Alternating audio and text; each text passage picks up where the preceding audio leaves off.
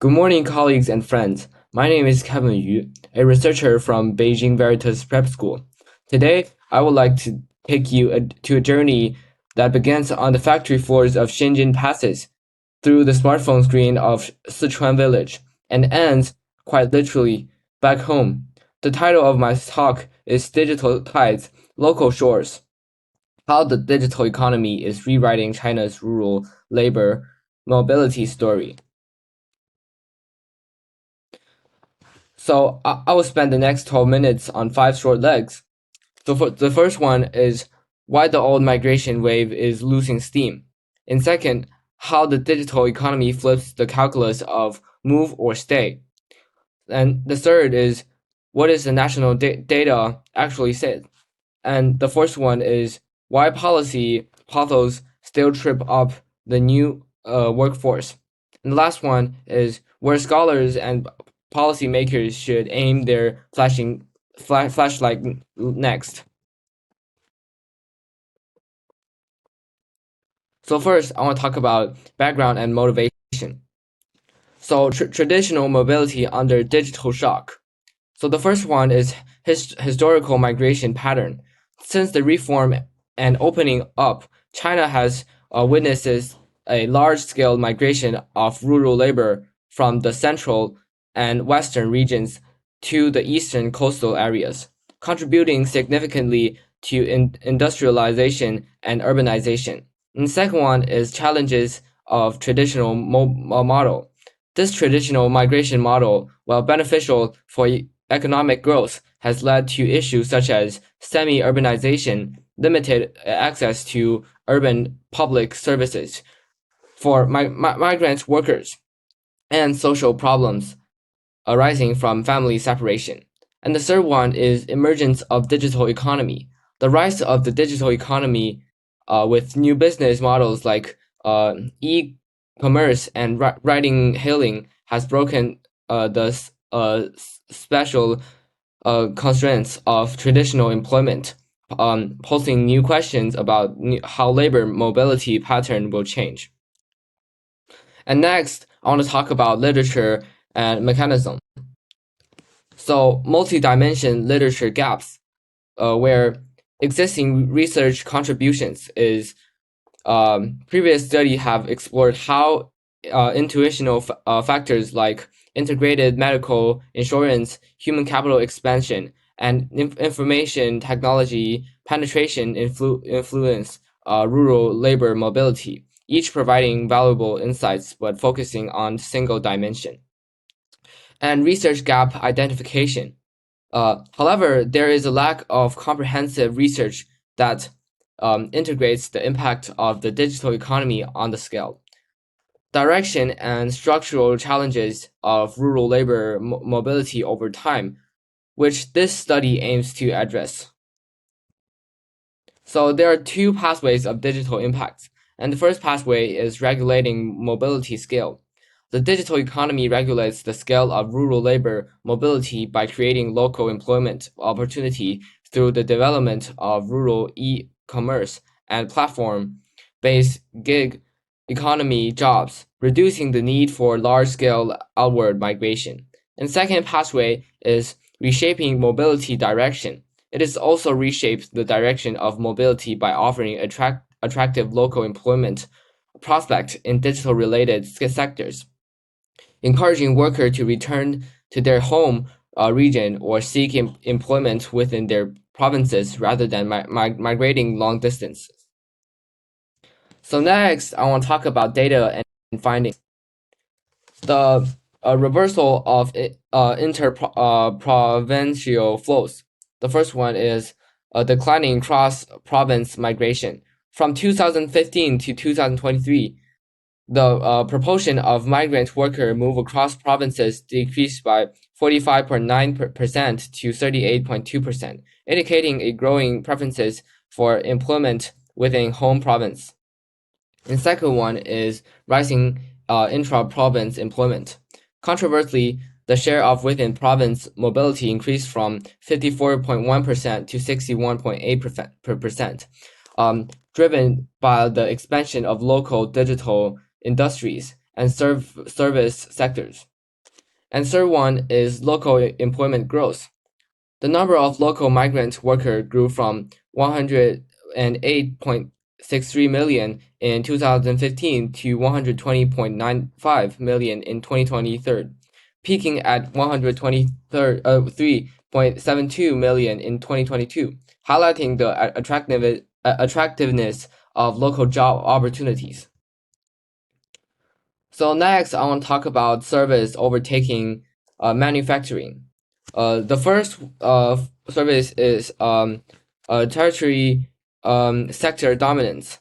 The tertiary sectors employment share among migrant workers increased from 44.5% in 2025 to 53.8% in 2023, becoming a primary employment channel.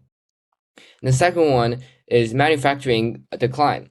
In contrast, the employment share in manufacturing declined from 31.1% to 27.5%, reflecting a shift away from traditional labor-intensive industries. And the last one is digital related growth. Employment in digital-related sectors such as wholesale, retail, and transportation storage services also grew steadily, contributing to a service-oriented transformation. Rising earning and covering gaps. So the first part I want to talk about is the income growth. The average monthly increase of migrant worker increased from 3,072 RMB in 2025 to 4,780 RMB in 2023, with an average annual growth rate of approximately 5.5%. And the second part I want to talk about is regional income gap. While migrant workers working outside their hometowns still earn more, the income gap between local and external workers narrowed, indicating improved local employment quality. And the fourth part I want to talk about is challenges and policies. Protection deficit in new jobs, low social insurance coverage. Flexible employment in the digital economy often lack adequate social insurance coverage, with workers expecting to contribute 340 to 500 RMB monthly, but facing actual costs of 600 to 1,000 RMB. And policy urgency. This gap in social protection poses a significant challenge to the sustainability of local employment trends and requires urgent policy attention to ensure long-term benefits for workers. And the next part I want to talk about is integrated digital skill pipeline. The first one is training model. Adopting an integrated training model that links job center practical training, assessment, and employment can enhance the digital skill of rural laborers. And the second one is focus areas. Training should focus on practical skill in e-commerce, live streaming, and ride-hailing, and other digital sectors, with hand-on session accounting for at least 60% of the total training hours. And the last one I will talk about is employment tracking. Coupling training with follow-up employment service can improve the conversion rate from training to actual employment, ensuring that workers are well prepared for the digital job market. So what is next I want to talk about is co-founded social security design. Policy expansion. Expansion pilots program for occupational injuries protection and promoting co-subsidy models between platform and the government can improve social security coverage for gig workers. The second one is portable benefits. Exploring mechanism for portable social security benefit across the provinces can address the continuity issue faced by highly mobile workers, supporting a unified national labor market. And the fifth part I want to talk about is conclusion and outlook. There are three transitions driven by digital forces. The first transition is scale localization. The digital economy has driven a shift from large-scale outward migration to localized employment, creating more opportunity within home provinces. And the second transition is direction that diversification.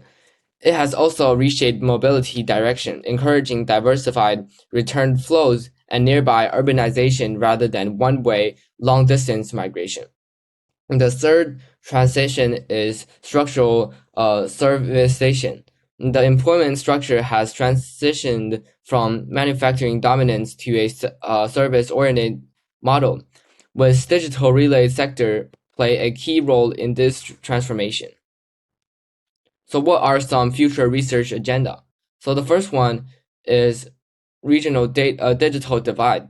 Future research should explore how regional disparities in digital infrastructures impact labor mobility intention and outcomes.